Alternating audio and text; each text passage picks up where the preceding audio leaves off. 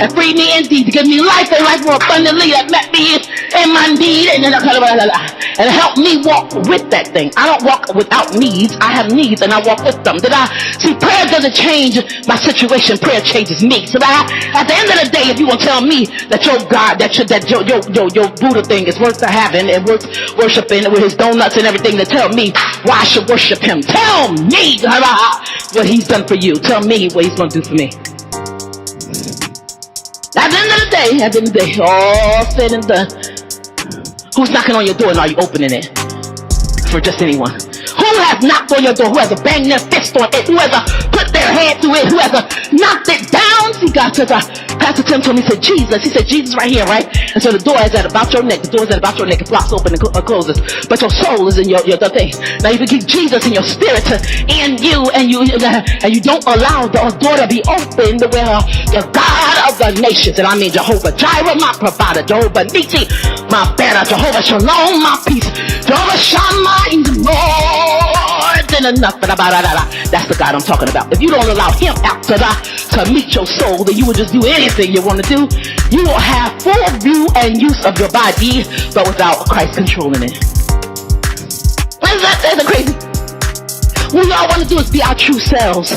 But you are trying to access your true self by cutting off your true boobs and your true limbs, a part of your body. You are injecting your true self with things that do not belong to you. Your door is closed. You got the right idea. You want to operate in the soul, which is your true self, your mind, your will, and emotions. But you don't have the Holy Spirit controlling it. The Holy Spirit's a keeper and you don't have him keeping you. Why? Because you done picked up on a boot. He's made a butt out of you. Because he's a butt to himself. You know how boo. Why is he boo? You know he should be butt. And after that, I hear butt. I just want some biscuits. Don't make you want some biscuits. You hear butter. But I feel like I thought I could help you. But you got any food? But you got any juice? I hear Buddha and I just think fat like that, fat back. I want some fat back, baby back ribs. I want some nasty, that's nasty. I want some fat. I want to be fat in that. Buddha makes me want to be fat because he's got Buddha and I think what are you butting? A big butt, butter, Buddha. Come on, what is a butter? What is a Buddha? What is that? I'm being gentle in it. Because if you go with my God, see, the thing is, God's name is God, Jehovah Jireh. His name is, what's his backup name? Jehovah. I mean, let me hear you say something bad about that. I'm going to have a problem with you. But that's his backup. His name is God. You call your Buddha of God. God's name is God. His backup is Jehovah. Do you understand what I'm saying? You are a backup. So back the way up to get up out of here. You are a Buddha. You don't belong here. What's your name? Worship me. Okay, what's your name? You sit down and interview. What's your name? Because I want to get an interview before I start worshiping you. What's your name? I'm back up out of here. I can't worship you. My God's name is God. His back up is Jehovah. He got some Jireh too. He got some sharp loaves too. He got some sharp cross too. He got some rock feast too. He got some shamas too. He's got some he's got some all of that with him. And I got a check. So what's your name? You interview and your name is you ain't the real thing. I eject you. I just did an interview, right? We interviewed the Buddhas. You go to Muhammad, right? He's one of your wives. What's your name? Muhammad. Because see, the funny thing is, what I notice, and we're not tearing down the Eastern religions, we're just showing why they're liars and they're fake and they're false and they're nothing, right? As opposed to, as it pertains to my God. I love y'all, I love the people, and I love your outfits. I need a sorry, I want a sorry. I'm so sorry that I don't have one in my closet. I need a sorry so I can wear it, but I don't want what you got. I hope there are no spirits and no sorry on it. I'm anointed with oil and drench it. I'm praying over it before I put it on, but I want to start it too. I love the people, I just don't want you. Why? Because you're going and you're choosing a door without knowing what's behind it. The price is right to have you do that. Those prizes behind all of them. Somehow they added a zonk in there. Now I started watching it again after grandma passed away.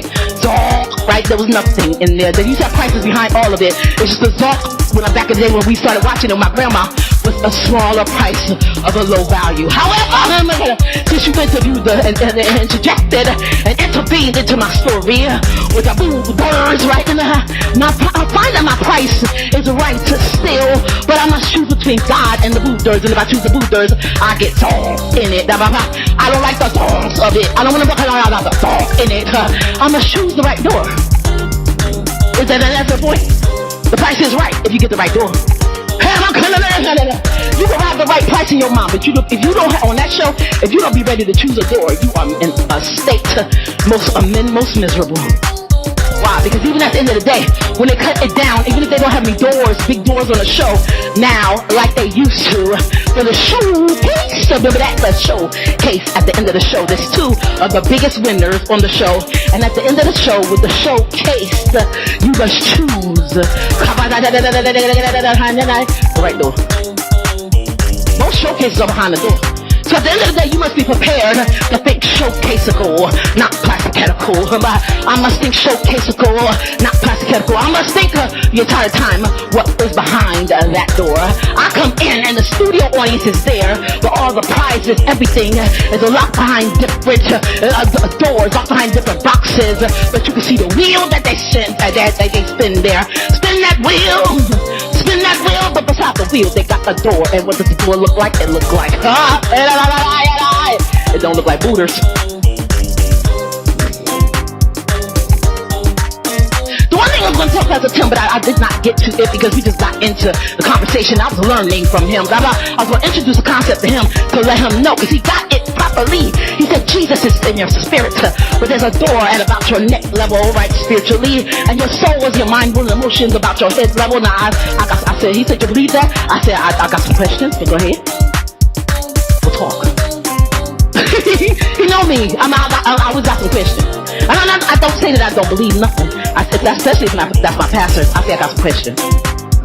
If you are a member of the church like me, and I don't believe something you say, if you ask me if I believe it, I'll say, well, the Bible does say. I will take you through my thought process. But if you're my pastor and you introduce a concept to me, I don't care if you are a pastor of people with smelly feet. I don't care if you are a pastor of people that can't meet. I don't care if you're a pastor of people that can't eat meat. I don't care if you're the pastor of all the vegans in the church. I don't care if you're the pastor of all the Reagan lovers in the church, the Bush lovers in the church, the Trump lovers in the church. So help me, Jesus, if there's any of these Biden lovers in the church. I don't care. You're a pastor. So I'm not pass on your word. I choose to stay with the pastor, right? He's talking to me, Jamie, there's a door. There's a door. And so what we don't realize, trans, come here with me. Trans, stand with me. Come on, trans. Come on, everybody that's been a trans in their head. I've been a trans in my head. I tried to change myself after I dyed my hair. You just see me with two boobs. I just didn't get to the boobs before God got to me. God got to me before I got to the boobs. So you just see me with boobs and you think that I ain't got no issues. I dyed my hair. And I didn't dye my hair because I had to or because I wanted to. I dyed my hair because I was looking for a change. Have any of you ever done that? Just went to the beauty parlor and said, just do whatever you want to do. I just need a change. I don't want to look at the mirror and see this same face that I'm looking at. I just need a change. That's why we go to makeup counters. The odd thing about it, I said, Lord, what is this? I got my foundation from Unique. I got my eyelash eye mascara thing from another place. I got my blush from Mary Kay. I got my eyeshadow from Sephora. When I end up, this is what this is what I'm saying with the trans people when I'm helping you. This is what I'm saying will happen when you trans because you want to change.